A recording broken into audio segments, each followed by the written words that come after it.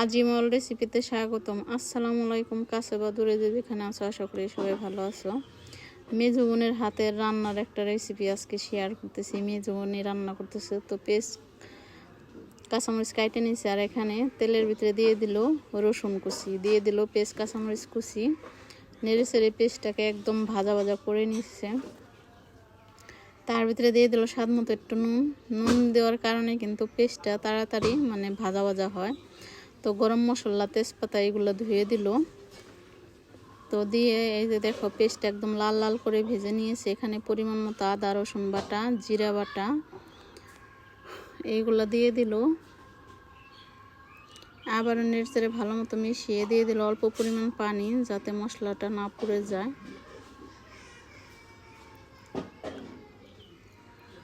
দিয়ে দিচ্ছে পরিমাণ মতো হলুদ ফাঁকি।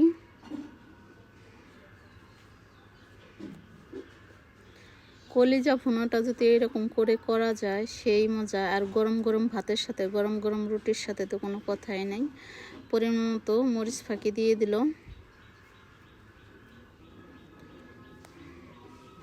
এখানে দিয়ে দিচ্ছে সস ফাঁকি, ছোট সস, বড় সস, জিরা এগুলো ফাঁকি করে রাখে।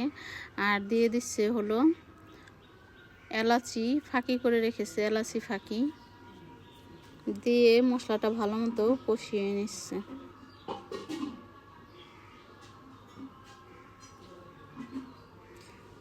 আর কালো গোলমরিচ ফাঁকি দিয়ে দিল টেস্টি সল্ট। মশলাটা ভালো মতো কষিয়ে কলিজাটা একদম ভালো করে ধুয়ে, ভালো মতো সেদ্ধ করে ধুয়ে একদম পরিষ্কার করে নিয়েছে।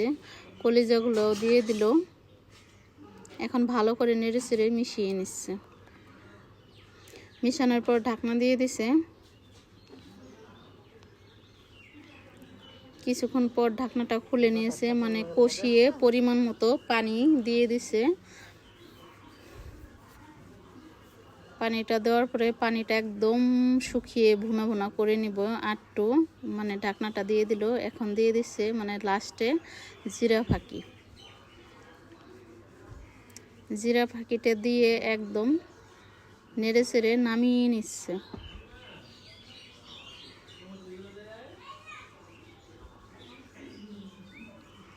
তো কলিজা ভুনাটা হয়ে গেছে। গরম গরম ভাতের সাথে অস্থির মজা লাগছে।